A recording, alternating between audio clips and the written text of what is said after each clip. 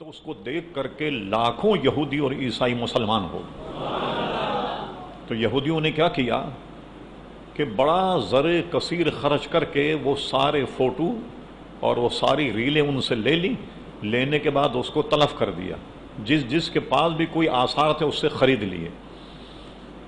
میں جب وہاں حاضر ہوا تو ایک مقامی آدمی نے مجھے بتایا کہ یہاں ایک دکان ہے, ان کے پاس وہ ایک فوٹو موجود ہے. بہرحال میں چلا گیا. میں نے کہا بھائی نے سنا ہے آپ کے پاس کہ جب ان حضرات کو نکالا گیا تو اس کی کوئی فوٹو آپ کے پاس ہے؟ اس نے کہا میرے پاس ایک فوٹو ہے. وہ فوٹو یہ ہے جب ان کی نماز جنازہ ہو رہی تھی اس وقت کا وہ فوٹو ہے. میں نے کہا دکھاؤ. اس نے دکھایا تو جنازہ رکھا ہوا ہے اور سرکاری پروٹوکول جو گاڑیاں ہوتی ہیں وہ سب وہاں موجود ہیں. بہت سرکاری پروٹوکول کے ساتھ ان کو دفنایا گیا. وہ اور جس اینگل سے اس نے فوٹو لی ہے تو سامنے وہ کسریٰ کا محل نظر آتا. وہ یہاں ایک کیلنڈر میں چھپی بھی اور سب جنازے کی تیاری کر رہے ہیں, اور ان کے جنازے جو کھٹولا ہوتا ہے نا اس میں رکھے ہوئے. ان کی شکل و صورت تو نہیں ہے, صرف نماز جنازہ کا ایک منظر ہے.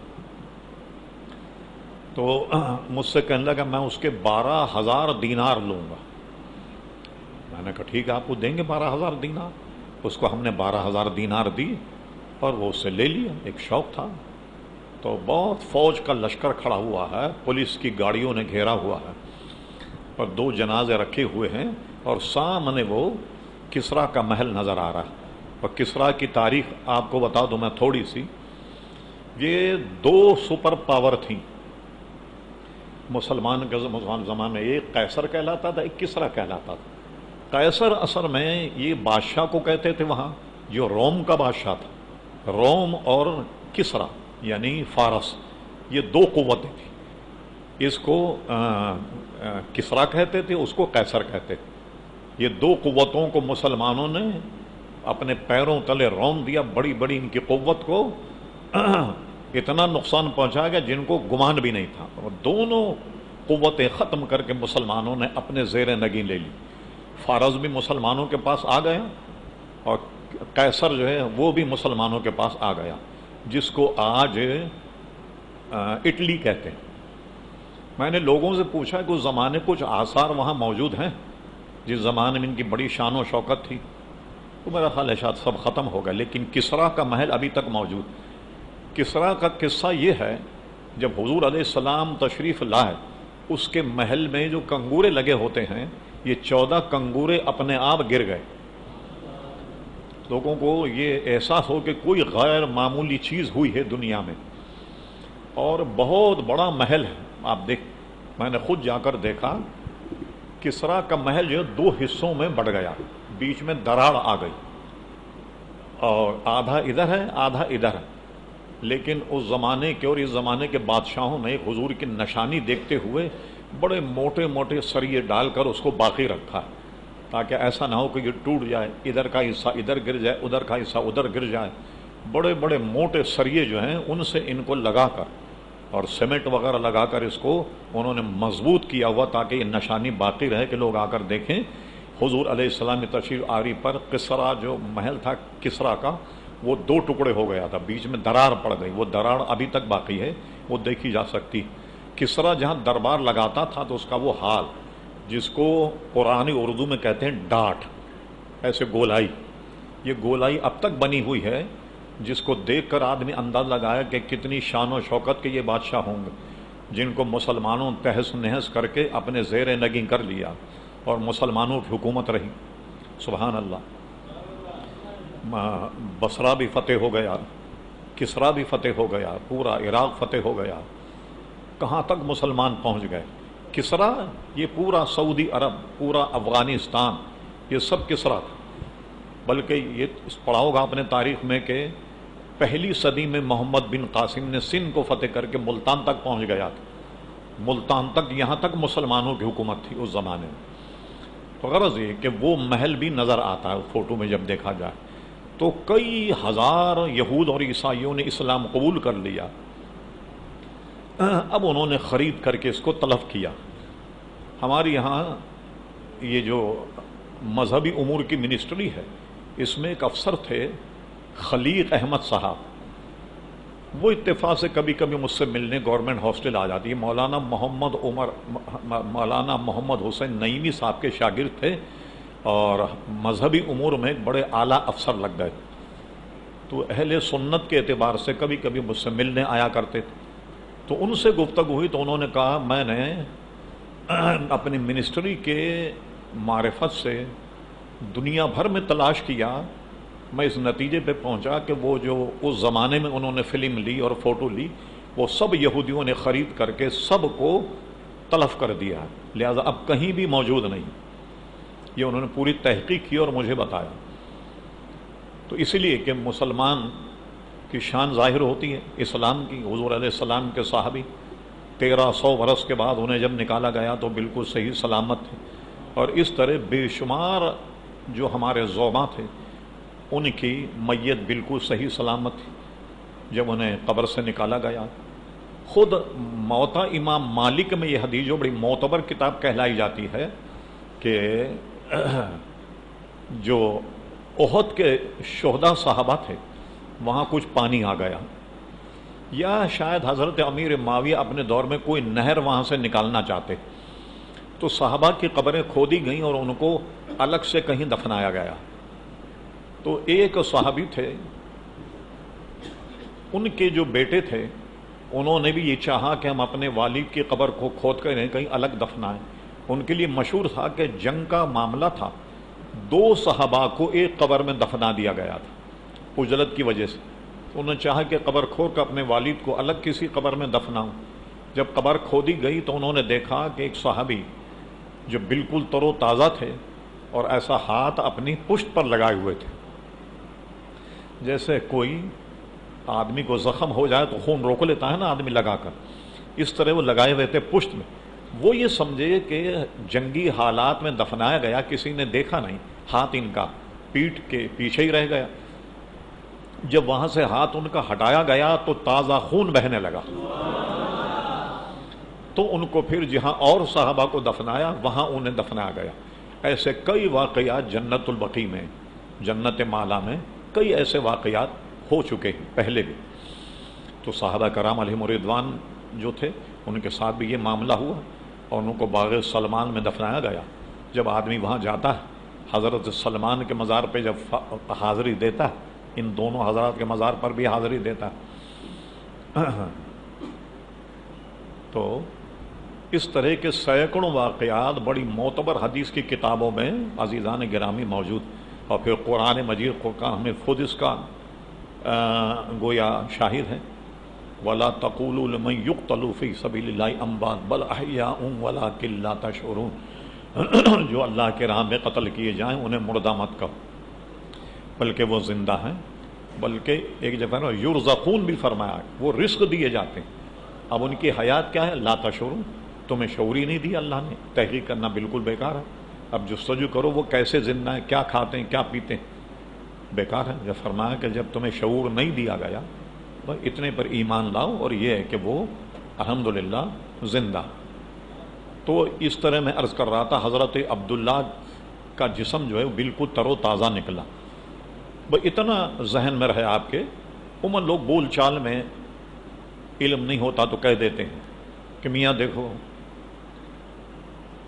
جیسے عموماً کوئی شریر لڑکا ہو باپ نے کو کہتے ہیں دیکھو ولی کے پیٹ میں شیطان، عموماً کہہ دیتے ہیں نا ہم لوگ، تو کہتے ہیں دیکھو بت پرست کے پشت میں ابراہیم علیہ السلام، تو وہ بت پرست نہیں تھے ایک، اور وہ پکے مومن تھے، وہ بھی ان کی والدہ بھی، اور اس پر سب سے بڑی دلیل حضرت ابراہیم علیہ السلام کی دعا ہے۔ یہ مومن ہیں، بلکہ حضرت عبداللہ سے لے کر آدم علیہ السلام تک جتنے بھی آبا و اجداد ہیں حضور علیہ السلام کے، یہ سب کے سب مومن ہیں، ان میں کوئی کافر نہیں تھا۔ کیوں؟ حضور فرماتا میں طیب ارحام اور طیب پشتوں سے ہوتا ہوا آیا ہوں، اور قرآن مجید کہتا انما المشرکون نجس، مشرک تو نجس ہوتا، تو اللہ تعالیٰ کیسے پسند فرمائے گا اپنے حبیب کے نور کو کسی نجس پشت میں رکھے یا نجس پیٹ میں رکھے؟ یہ ممکن ہی نہیں۔ تو ہمارا اس معاملے میں یہ مذہب ہے کہ یہ یعنی مومن، اور جن حضرات کا میں نے ذکر کیا، ملا علی قاری سب سے بڑی شخصیت جنہوں نے اس پر کچھ کام کیا، لیکن ملا علی قاری کا رجوع اس فقیر کے پاس موجود ہے۔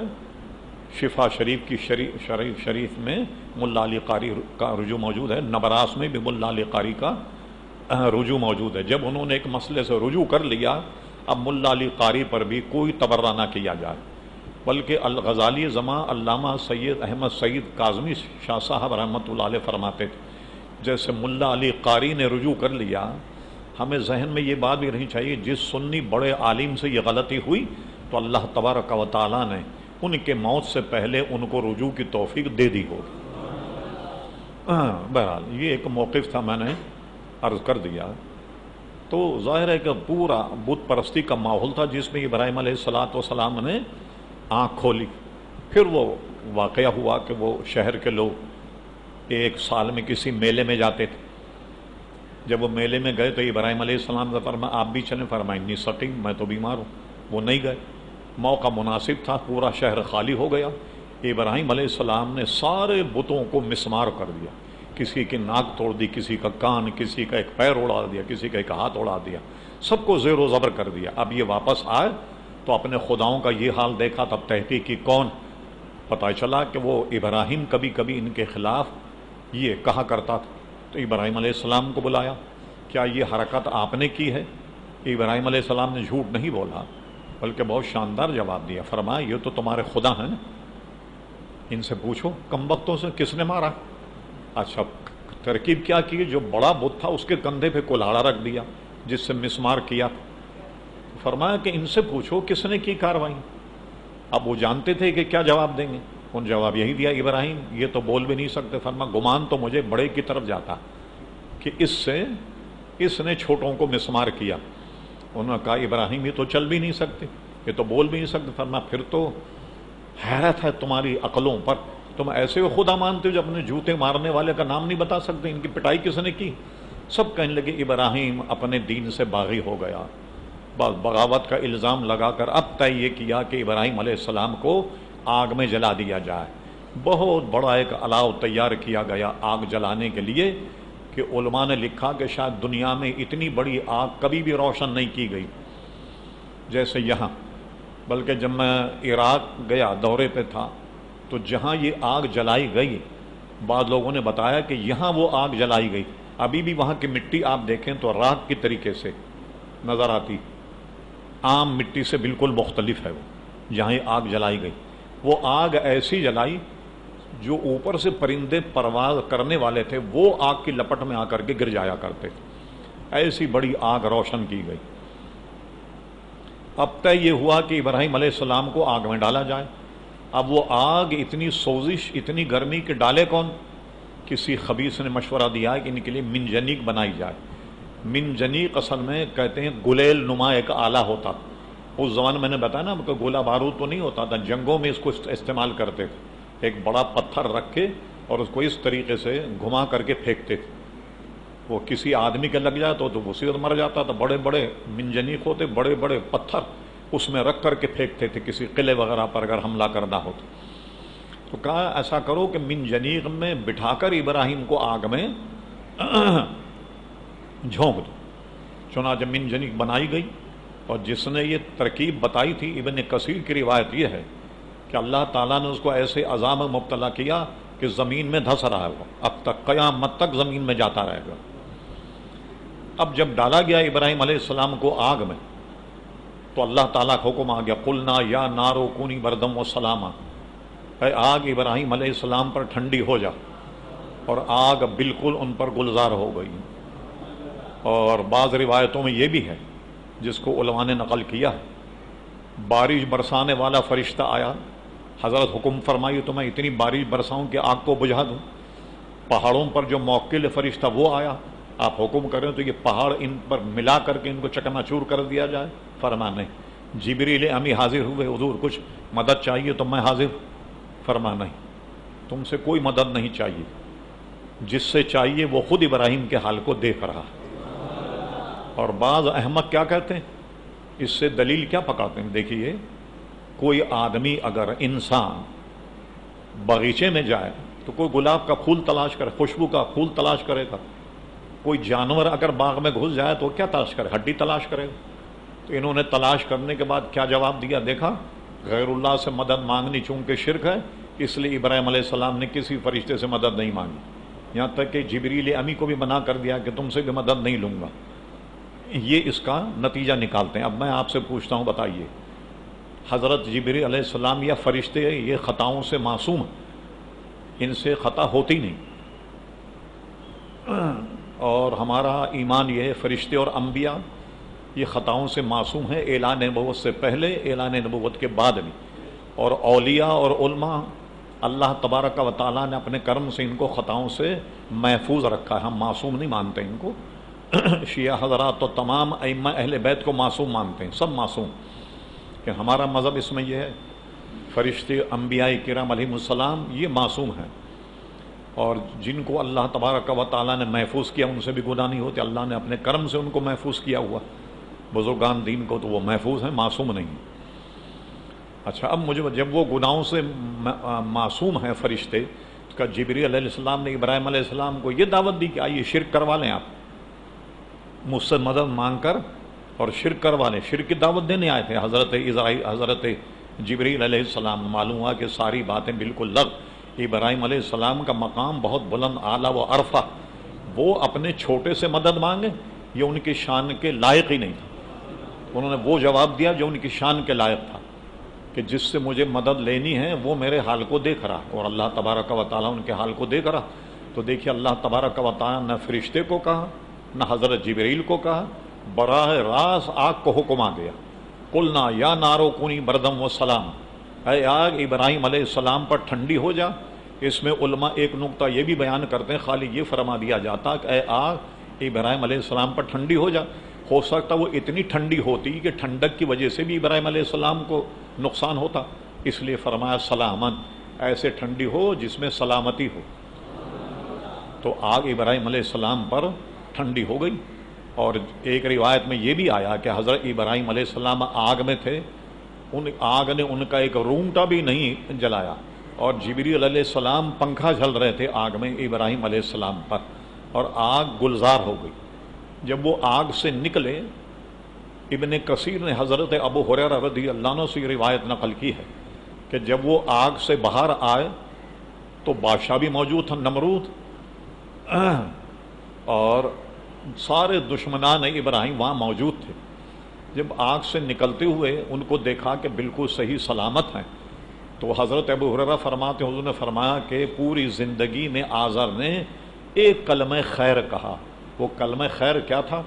اس نے دیکھا ابراہیم علیہ السلام بالکل صحیح سالم برآمد ہو گئے آگ سے، تو اس نے یہ جملہ کہا، ابراہیم جسے تو اپنا رب کہتا لگتا ہے بڑی شان والا ہے، لیکن ایسی آگ سے اس نے تجھے بچا لیا. اور پھر یہ بھی لکھا ابن کثیر نے کہ ابراہیم علیہ السلام تذکرہ کرتے اور فرماتے کہ جیسے آدمی کوئی مصیبت آئے تو آدمی یاد کر کے اللہ کا شکر ادا کرتا، بھائی اتنی بڑی مصیبت سے مجھے اللہ تعالیٰ نے نجات عطا فرمائی.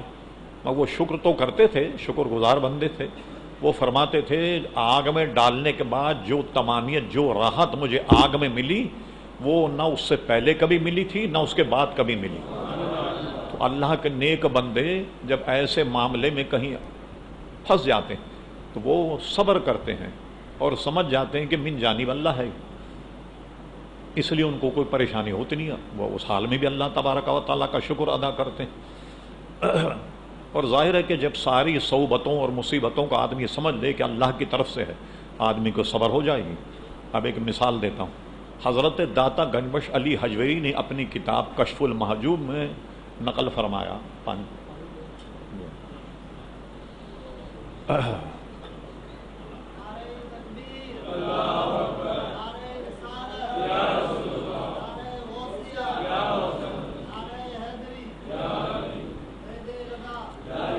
یہ جو مشہور ہے حضرت داتا گنجبخش علی حجویری جب لاہور آ رہے تھے تو اپنے مرشد سے کہا کہ لاہور میں تو پہلے ہمارے ایک پیر بھائی موجود جن کو لوگ مکی صاحب کہتے ہیں.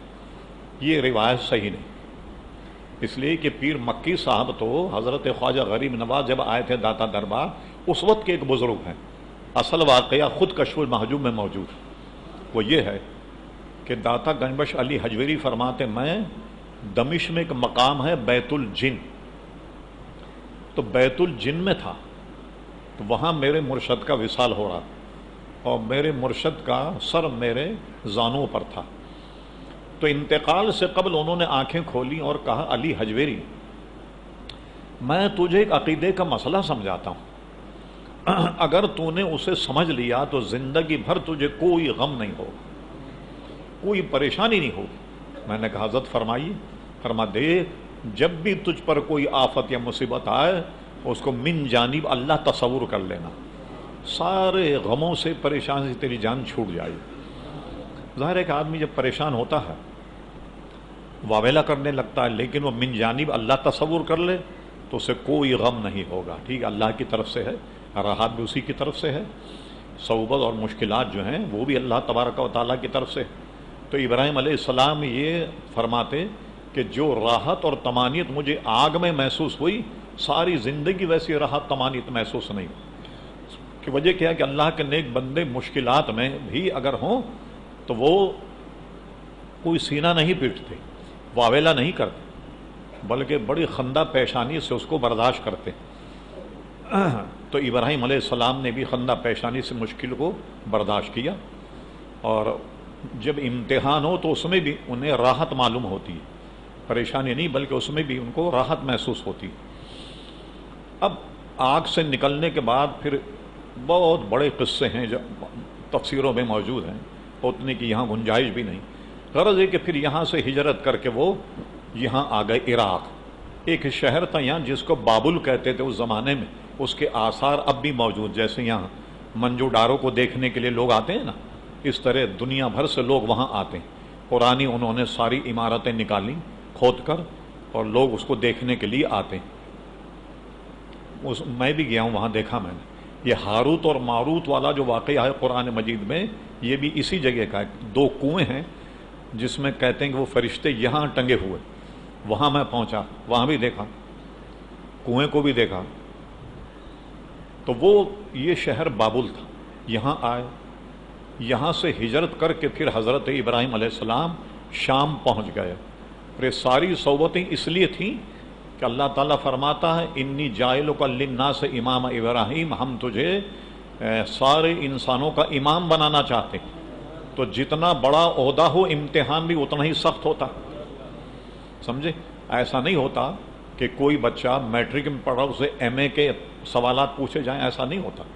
جس درجے میں ہوتا ہے تو امتحان بھی اسی درجے کا ہوتا۔ انبیاء کی کلاس چونکہ بہت اونچی ہوتی ہے، ان سے امتحان بھی اتنا ہی سخت لیا جاتا ہے، اور وہ پورے اترتے۔ یہاں آ گئے، یہاں آنے کے بعد اللہ تبارک و تعالیٰ نے ان پر وہی فرمائی کہ جاؤ مکہ چلے جاؤ، اور اپنے ایک زن اور ایک فرزند کو لے کر کے مکہ جاؤ۔ اس کو مکہ بھی کہتے ہیں، بکہ بھی اس کا نام ہے، اور ایک نام اس کا ام القریٰ۔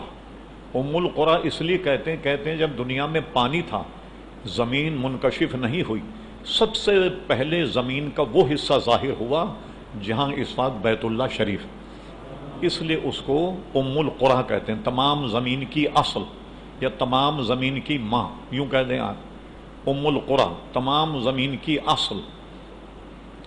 تو یہاں سے زمین کا اظہار شروع ہوا۔ یہاں ابراہیم علیہ السلام اور حضرت ہاجرہ یہ دونوں یہاں آئے، ایک روایت میں کہ گھوڑے پر بیٹھ کر آئے، ایک روایت میں کہ براق پر بیٹھ کر تشریف لائے، اور اللہ کے حکم کے تحت اپنے ایک بیوی حضرت ہاجرہ اور حضرت اسماعیل علیہ السلام کو یہاں جنگل میں چھوڑ گئے۔ چھوڑ کے جب جانے لگے تو حضرت ہاجرہ ان کے پیچھے دوڑیں کہ ابراہیم یہاں تم کس کے سپرد کر کے جا رہے؟ تو ابراہیم علیہ السلام نے فرمایا میں تمہیں اللہ کے سپرد کر کے جا رہا ہوں۔ فرمایا پھر جاؤ اطمینان سے، وہ ہمیں ضائع نہیں کرے گا۔ ایک روایت میں یہ بھی ہے کہ پوچھا کیا اللہ تعالیٰ کا حکم یہ ہے کہ اس بے آب و دانہ جہاں نہ کوئی ہمدم نہ مونس نہ کوئی مددگار نہ کھانا نہ پانی، یہاں چھوڑ کے جاؤ؟ نے کہا یہ اللہ کا حکم ہے۔ فرمایا ٹھیک اب تم اطمینان سے جاؤ۔ یہ پھر یہاں رہ گئیں۔ پھر اس کے بعد کے جو واقعات ہیں آئندہ انشاءاللہ ہم اسے بیان کریں گے۔ اور یہیں یہ قربانی کا واقعہ بھی پیش آیا۔ یہ آن کر کچھ عرصے یہاں قیام کیا کرتے تھے حضرت ابراہیم علیہ السلام۔ تو ان کی زوجہ تھی حضرت ہاجرہ، یہ حضرت اسماعیل علیہ السلام کی والدہ تھی۔ اچھا، حضرت اسماعیل علیہ السلام اتنے بڑے ہو گئے کہ چلنے پھرنے کے لائق ہو گئے، جیسے فرما فلما بلغ معہ السعی، چلنے پھرنے کے لائق ہو گئے، اتنے بڑے ہو گئے۔ یہاں آن کر کے قیام کیا تو خواب دیکھا کہ اللہ تبارک و تعالی کی طرف سے یہ القاء ہوا، ابراہیم اپنی سب سے پسندیدہ چیز ہمارے لیے قربان کرو۔ یہ اٹھنے کے بعد مال اور متاع جو کچھ اللہ کی بارگاہ میں دیا، پھر وہی خواب دیکھا، تیسرے دن پھر وہی خواب دیکھا۔ تو اب کی مرتبہ جب خواب دیکھا تو یہ دیکھا کہ حضرت اسماعیل علیہ السلام کے گلے پر چھری پھیر رہے ہیں، تو وہ سمجھ گئے کہ اللہ تعالیٰ کا حکم یہ ہے کہ میں اپنے بیٹے کو ذبح کروں۔ چنانچہ وہ اپنے بیٹے کو ذبح کرنے کے لیے لے گئے۔ حضرت ہاجرہ سے کہا آج اسے بنا سنوار دو، ہمیں قربانی کریں گے جا کر۔ فرمایا اچھا کیا قربانی کریں؟ کہنے بس ٹھیک۔ انہوں نے بنا سنوار دیا اپنے بیٹے کو لے کر کے چلے گئے جہاں اس وقت زمزم شریف کا کنواں ہے، یہاں قیام تھا، یہاں سے مینا کی طرف لے گئے۔ آج بھی وہ وادی ہے جہاں قربانی کی جاتی، یہاں لے گئے۔ بیچ میں شیطان آ گیا۔ شیطان تو یہ چاہتا ہے نا کہ کوئی نیک کام نہیں ہونے دے۔ کہنے لگے ابراہیم کون سے خواب کے پیچھے لگ گئے؟ دیکھا نہیں تم نے حابیل و قابیل کا کیا حال ہوا؟ اپنے بھائی کو قتل کیا اور آج تک لعنت میں گرفتار ہے۔ انہوں نے کہا سن، وہ قصہ جو تھا وہ ایک حسین بیوی کو حاصل کرنے کے لیے تھا، میرا جو یہ معاملہ ہے اللہ تعالیٰ کے رضا کو حاصل کرنے کے لیے۔ تو اس نے روکنا چاہا مگر ابراہیم علیہ السلام نہیں رکے اور گئے، چلتے گئے یہاں تک کہ شیطان نے پھر اسماعیل علیہ السلام کو پکڑ کر کہا کہاں جا رہے ہو؟ کہا والد کہتے ہیں کسی قربانی کے لیے جا رہے ہیں۔ ارے کہا وہ تم ہی قربانی ہو۔ کہنے لگے بوڑھے سٹھیا گیا ہے، کیا کبھی کوئی باپ بھی بیٹے کو قربان کرتا ہے؟ انہوں نے کہا اس کا کیا کیا جائے کہ تمہارے ابا کہتے ہیں کہ اللہ کا حکم یہی ہوا۔ تو فرمایا ٹھیک ہے، جب اللہ تعالیٰ کا حکم یہ ہوا ہے تو ہمیں جو قربان کرے، رہے ہمارے نصیب کہ اللہ تعالیٰ اپنے دربار میں ہمارے خون کو قبول کرے۔ وہاں بھی اس کا داؤ نہیں چلا۔ پھر حضرت ہاجرہ کے پاس گیا، کہا ابراہیم صاحبزادے کو لے کر کہاں گئے؟ کہا سنا ہے کہ کوئی قربانی کرنے جا رہے ہیں۔ ارے فرمایا قربانی خود تمہارا بیٹا، تمہارے بیٹے کو قربان کرنے گئے۔ انہوں نے کہا بڈھے کبھی باپ بھی بیٹے کو ذبح کرتا ہے؟ انہوں نے کہا بات تو تم صحیح کہتی ہو مگر اس کا کیا کیا جائے؟ ابراہیم کہتے ہیں کہ مجھے اللہ کا حکم یہی ملا۔ چنانچہ جناب گئے، میدان میں پہنچے جہاں قربان کرنا تھا۔ وہاں پہنچنے کے بعد انہوں نے اپنا خواب بیان کیا۔ فلما بلغ معہ السعی قال یا بنی، اے میرے بیٹے میں نے خواب دیکھا ہے۔ کیا خواب دیکھا ہے؟ انی ارا فی المنام، میں نے خواب دیکھا انی اذبحک فانظر ماذا تری، کہ گویا میں تجھے ذبح کرتا ہوں۔ اچھا یہ کام چونکہ اسماعیل علیہ السلام کی مرضی کے خلاف ممکن نہیں تھا جب تک وہ راضی نہ ہو جائیں، تو اب بتا ماذا تری، تیری کیا مرضی، کیا رائے؟ تو کیا پیارا جواب دیا۔ انہوں نے کہا یا ابتی، اے میرے ابا، یا ابتی فعل، اب کر گزریے جس کا امر اللہ تعالیٰ نے آپ کو دیا۔ آپ اگر مجھ سے پوچھ رہے ہیں تو میرا معاملہ یہ ستجدنی انشاءاللہ من الصابرین، آپ چھری چلائیے میرے گردن پر، آپ مجھے دیکھیں گے صبر کرنے والوں میں سے پائے۔ چنانچہ ابراہیم علیہ السلام نے قربانی کی تیاری کر لی، اور بعض روایتوں میں یہ ہے کہ اسماعیل علیہ السلام نے قربانی کے لیے تیار ہونے سے پہلے کچھ وصیتیں کی اپنے والد کو، اور یہ کہا کہ آپ ایسا کریں کہ مجھے الٹا لٹا کر ذبح کریں، گردن کی طرف سے، یہاں سے نہیں حلق کی طرف سے، اور چھری کو پہلے خوب تیز کر لیں کہ ایسا نہ ہو کہ یہ کچھ گڑبڑ کرے قربان کرتے وقت۔ اور پھر اس کے بعد یہ کہا کہ آپ میرے خون آلود کپڑے لے جا کر میری اماں کو دیں، اور کہنا کہ وہ کپڑے رکھ کر دعا کرے اللہ تبارک و تعالیٰ سے کہ اللہ تعالیٰ میرے بیٹے کے خون کو قبول فرما۔ اور انہوں نے کہا کہ وہ یہاں سے ذبح نہ کروں، یہاں سے کروں؟ کہنے لگے ہاں، اس لیے کہ ذبح کرتے وقت میری شکل آپ کو نظر آئے، کہیں رحم و کرم آپ کے ذہن میں آ جائے تو اس کام میں کہیں دیر نہ ہو جائے۔ یہ انہوں نے اپنے والد ماجد کو وصیت کی، اور اس کے بعد قربانی کے لیے تیار ہو گئے۔ پھر ابراہیم علیہ السلام نے ان کے گلے پر چھری رکھی، جیسی چھری رکھی، اور اللہ تعالیٰ تو دلوں کا حال جانتا، جب دیکھا کہ وہ مکمل بیٹے کو قربان کرنے پر 100% آمادہ ہو گئے اور اب ذبح کر دیں گے، تو اللہ تبارک و تعالیٰ نے ان کے ذبح ہونے سے پہلے ارشاد فرما وَنَادَيْنَاهُ أَن يَا إِبْرَاهِيمُ، ہم نے ندا کی اے ابراہیم قد صدقت رؤیا، پیارے تو نے اپنے خواب کو سچ کر دکھایا۔ پھر روایت میں ہے کہ حضرت جبریل امی ایک مینڈا ہانکتے ہوئے لائے، ان کے اسماعیل علیہ السلام کے فدیے میں اس دمبے کو ذبح کیا گیا۔ اس دمبے کو ذبح کرنے کے بعد بعض لوگ یہ پوچھتے ہیں، بال کی کھال نکالتے ہیں فلسفی، کہنے لگے ایک مجمع عام میں کسی نے سوال کیا، اچھا مولانا جب یہ دمبا ذبح ہوا تو اس کا گوشت کس نے کھایا ہوگا؟ بتائیے۔ اب یہ وہ چیزیں ہیں جس سے حضور نے منع فرمایا کہ بے جا سوالات مت کیا کر جس سے کوئی حاصل وصول نہیں، اور صحابہ کرام علیہم رضوان بھی حضور سے بے جا سوالات اس لیے نہیں کرتے کہ حضور جواب دے دیں تو جو حضور کے دہن سے نکل جائے تو وہی شریعت بن جاتی، اس لیے سنبھل کر کے گفتگو کیا کرتے صحابہ کرام۔ تو اس زمانے میں کیا ہوا، جب کوئی صدقہ کرتا، جیسے بکرا صدقہ کیا، کرنے کے بعد آسمان سے ایک آگ نازل ہوتی اور اسے جلا کر بھسم کر دیتی تو سمجھ جایا جاتا کہ بھئی یہ صدقہ قبول ہو گیا۔ اس صدقے کو آگ کھا لیا کرتی، آسمان سے اترتی اور اس کو جلا کر کے بھسم کر دیتی اس صدقے کو، یہ سمجھ لیا جاتا کہ اللہ تعالیٰ کے یہاں یہ صدقہ جو ہے وہ قبول ہو گیا۔ اچھا، اب یہ مینڈا تو ذبح ہوا، اور ذبح ہونے کے بعد اس کا سر یہ ایک بطور نشانی بیت اللہ شریف پر ٹانگ دیا گیا تھا، اور یہ صدیوں رہا۔ اس کو نقصان کب پہنچا؟ پہلی صدی میں جب حضرت امام حسین شہید کیے گئے تو یزید نے اپنی بیعت حاصل کرنے مدینہ منورہ پر حملہ کیا۔ سعید ابن مسیب اس کے راوی ہیں جو بہت بڑے تابعی ہیں، ہزاروں صحابہ کرام کو دیکھا انہوں نے۔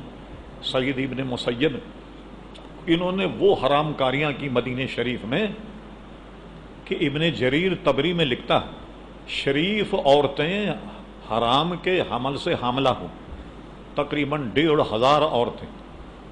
اس کے بعد یہ فتنہ مدینہ شریف سے ختم ہوا تو انہوں نے مسجد نبوی میں گھوڑے باندھے۔ یہ ان کو عقل کے ناخن لینا چاہیے جو یزید کو امیر المومنین کہتے ہیں۔ باضابطہ کتابیں چھپی ہیں پاکستان میں، امیر المومنین یزید رحمۃ اللہ علیہ، عظیم الدین صدیقی ایک کمبخت تھا، بنوری ٹاؤن کا فارغ تھا، اس نے کتاب لکھی جناب اسی پر، امیر المومنین یزید رحمۃ اللہ علیہ۔ لاہور میں بھی کمبخت نے کتاب لکھی رشید ابن رشید، وہ بھی اسی مسئلے پہ تھی کہ یزید جو ہے وہ جنتی ہے، زبردست سے جنت میں گزر رہے ہیں کمبخت۔ ایسی کتاب میدان، ایک محمود عباسی تھا پروفیسر، بڑی ضخیم کتاب اس نے لکھی یزید کی حمایت میں۔ اب اتفاق دیکھیے کہ اس پر مقدمہ چلا مشرقی پاکستان میں۔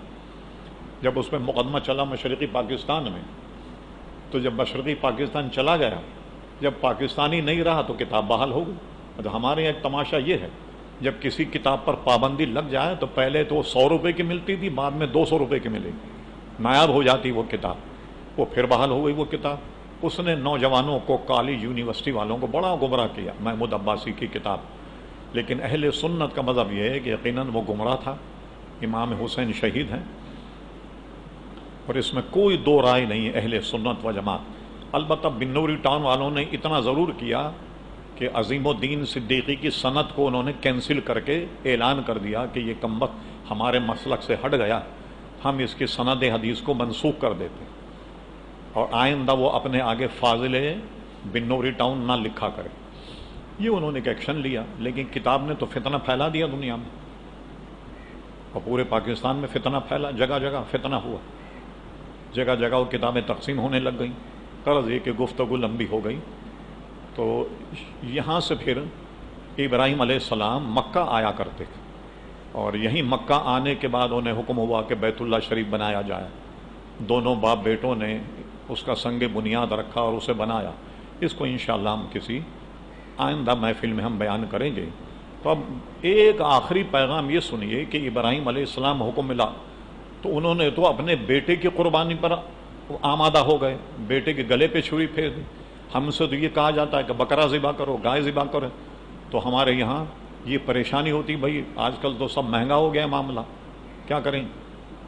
یعنی ہم اسی میں مرے جا رہے ہیں، کوئی مہنگائی بہت ہو گئی ہے، تو کیسے ذبح کیا جائے؟ ان کے دل سے پوچھیے جن کو کہا گیا بیٹا ذبح کریں، انہیں بیٹا ذبح کرنے پر آمادہ ہو۔ اور یہ دلیل اہل سنت کے یہاں اس بات پر بھی ہے کہ نبیوں کے خواب جو ہیں وہ وہی ہوتے، اگر نبی کے خواب وہی نہ ہوں تو کبھی اپنے بیٹے کے گردن پہ چھری نہیں چلاتے، تو ان کے خواب بھی وہی ہوتے ہیں۔ آج کا ذرا ہوشیار رہیے، لوگوں کو خواب بہت زیادہ آ رہے ہیں، کیونکہ جتنے بھی گمراہ لوگ آئے نا یہ سب خواب کے ذریعے ہی سے آئے۔ مرزا غلام احمد قادیانی، اس کو بھی بڑے بڑے خواب آتے تھے، جتنے گمراہ گزرے، گوہر شاہی کمبا یہ بھی دعوے دار تھا، لیجیے بھائی، اس کو بھی خواب میں ساری بشارتیں ہوتی، بلکہ ایک پوسٹر چھپا کہ واشنگٹن میں حضرت عیسیٰ علیہ السلام گوہر شاہی سے ملنے کے لیے آئے۔ اچھا، کوئی اور جگہ ملی نہیں عیسیٰ علیہ السلام کو، واشنگٹن میں ایک ہوٹل میں تشریف لائے گوہر شاہی سے ملنے کے لیے۔ سارے کراچی میں دیواروں پر لکھ دیا گیا گوہر شاہی اور عیسیٰ علیہ السلام کی ملاقات مبارک۔ اور بعض احمد کے کہنے لگے چاند میں گوہر شاہی کی تصویر نظر آ رہی، بعض ایسے پوسٹر چھپے کہنے لگے حجر اسود میں گوہر شاہی نظر آ رہا۔ دیکھیں آپ ہیں، یعنی ہر شاخ پہ الو بیٹھا تو انجام گلستان کیا ہوگا؟ ہاں، ہر جگہ گوہر شاہی نظر آ رہا، اور لوگ اسے ٹکر لینے سے ڈرتے تھے، اس لیے کہ وہ سمجھتے تھے کہ یہ یعنی غنڈہ لفنگے قسم کے لوگ ہیں، اور یہ کہیں ایسا نہ ہو کہ مار دے۔ الحمدللہ لیکن ہم نے اس سے ٹکر لی، اور اس نے 20 مقدمے ہم پہ قائم کیے، اور 20 مقدمے کی ہم نے الحمدللہ پیروی کی۔ ہر مفتی کے خلاف اس نے دعویٰ کیا جس نے اس کو کفر کا فتویٰ دیا تھا، پورے پاکستان کے، ان پر بھی اس نے مقدمے کیے۔ ہم نے ایک اپنا وکیل رکھا، سارے مقدمے وہ پیش ہوتا تھا، محمد سلیم قریشی۔ آج تک وہ مقدمے تقریباً ختم تو ہو گئے، اس لیے کہ ہم نے جو اس نے دعوے میں جو جواب دعویٰ ہم نے دائر کیا اس کا جواب اس کو دائر کرنا تھا، آج تک اس نے اس کا جواب دائر نہیں کیا، لہذا ایکس پارٹی کے طور پہ یہ سارے مقدمے اڑ جائیں گے اور ختم ہو جائیں گے۔ الحمدللہ ہم نے بھرے جلسوں میں اس کا رد کیا، یہاں تک کہ ملیر کے ایک جلسے میں ہم رد کر رہے تھے تو باضابطہ ان کے بدماشوں نے فائرنگ کی، اور یہ سمجھا کہ مجمع بھاگ جا کے۔ میں نے مجمع کہا بھائی بیٹھو، جب میں نہیں بھاگ رہا تھا آپ کیوں بھاگ رہے؟ اور الحمدللہ میں اس سے ڈرا نہیں، اور میں نے دنیا بھر میں جہاں جہاں گیا اس کی سر کو بھی کی الحمدللہ۔ بلکہ میں نے ان سے یہ کہا کہ پٹاخے کیا پھوڑ رہے ہو بھائی، راکٹ لانچر مارو، یہ پٹاخوں والے پستول سے میں تھوڑی لڑوں گا تم۔ اور اس میں یہ ہوا سندھ کے 2 کورٹ نے اس کو 27 سال کی سزا بھی سنا دی، تو وہ بھاگ گیا برطانیہ، اس لیے کہ ایسے جتنے بدماش ہیں دین کے باغی ان سب کو برطانیہ پالتا ہے۔ قادیانی کو برطانیہ پال رہا، اب تک پال رہا، برطانیہ چلا گیا۔ وہاں جب گیا تو وہاں ان کی پوری ٹیم آئی بس میں بیٹھ کر ملنے کے لیے مجھ سے، اور وہ کیا کہنا چاہتی تھی کہ یہ جو توہین رسالت کی سزا ہے موت، یہ ختم کی جائے، اس لیے کہ اس سزا میں آپ بھی شامل تھے کہ آپ نے بھی یہ پیش کیا تھا اسمبلی میں، تو صدر سے کہو کہ یہ واپس لیں۔ اور کہنے لگے میں نے صدر کو خط لکھا فلاں دن تک اگر یہ قانون واپس نہیں ہوا تو پاکستان تباہ ہو جائے گا۔ اچھا وہ کیا کہتے ہیں، خود ایک اچھے پڑھے لکھے ٹائی سوٹ پہن کر آئے، اپنے آپ کا تعارف کرایا بیرسٹر کے طور پر، کہنے لگے میرے ساتھی جو ہیں نا وہ ہیں سب جنگلی، مار پیٹ شروع کر دیں گے، تو مجھے پڑھا لکھا سمجھ کے انہوں نے آپ کے پاس بھیجا کہ تم جا کر کے بات کرو۔ تو میں نے کہا بھائی یہاں مارنا تو بہت مشکل ہے برطانیہ میں کسی کو، کراچی میں تو میں ایسی اسپنج کی چپل پہن کر فٹ پاتھ پر گھومتا ہوں، وہاں مارو تو ہاتھ آ جاؤں گا تمہارے آسان، یہاں تو ابھی ایک ٹیلی فون کروں گا تم سب کے ہتھکڑی لگ جائے گی۔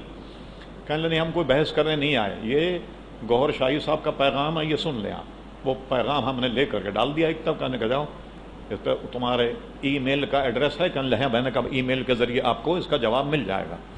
پھر اس کو میں نے پڑھا تو یہی تھا کہ پاکستان تباہ ہو جائے گا فلاں تاریخ تک، جو میں نے کہا یہ قانون اگر واپس نہیں لیا گیا۔ میں نے سخت اس کو خط لکھ کر کے کہا کہ گوہر شاہی صاحب آپ اطمینان رکھے، ہر تاریخ کرے یہ تاریخ بھی آرام سے گزر جائے، لیکن ان کے ماننے والے ایسے کمبخت ہیں کہ مرنے کے بعد بھی اس کی لاش کو لیے بیٹھے ہوئے ہیں، اس کو لے کے نہیں جانے دفنانے کے لیے۔ کیوں نہیں لے کے جانے؟ کہنے لگے یہ واپس آ جائے گا، کئی دفعے پہلے بھی مر چکا ہے اور یہ واپس آ رہا، اس کے واپسی کے انتظار میں بیٹھے ہوئے تھے۔ اس وقت ہم اصل میں مصروف تھے بہت، مطلب ہمارا ارادہ یہ تھا کہ اس کو پاکستان بھی دفن نہیں ہونے دیتے، اس لیے کہ اس نے حیدرآباد سے پہلے ایک بہت بڑی زمین لے کر اس کا نام رکھا خدا کی بستی۔ یہ نام رکھ کر جتنے اس کے مریدین تھے وہ ان کو پلاٹ دیے تاکہ ایک بستی اس کی الگ تیار ہو جائے، لیکن الحمدللہ ہم نے اس سے ٹکر لی اور آج اس کا تقریباً نام و نشان نہیں ملتا۔ بہت بدتمیز آدمی کہ لوگ کتاب پڑھ کر اس کو جانے کیا کیا سمجھ رہے ہیں، امام مہدی سمجھ رہے ہیں۔ وہ چرس کو کہتا تھا کہ یہ اللہ کی یاد دلاتی ہے، اللہ کی یاد آتی ہے اس سے، چرس پینے سے، بھنگ پینے سے اللہ یاد آتا، بھنگ پلواتا تھا سب کو، چرس بھی پلواتا تھا، کہتا کہ یہ یاد الہی کی بوٹی، یہ نام رکھا تھا اس نے۔ حیرت تو ماننے والوں پر ہے کہ ماننے والے کیسے ہیں۔ اچھا، ماننے والوں کا انداز دیکھیے، آپ ابھی چلے جائیں صدر میں، رش کا وقت ہے، خالی اوپر دیکھنے لگ جائیں، کچھ کہیں نہیں، وہ آئے گا وہ بھی اوپر دیکھنے لگ جائے گا، ادھر سے آئے گا وہ بھی اوپر دیکھنے لگ جائے گا، کیا دیکھ، ارے کچھ عقل سے کام لو بھائی، ہیں؟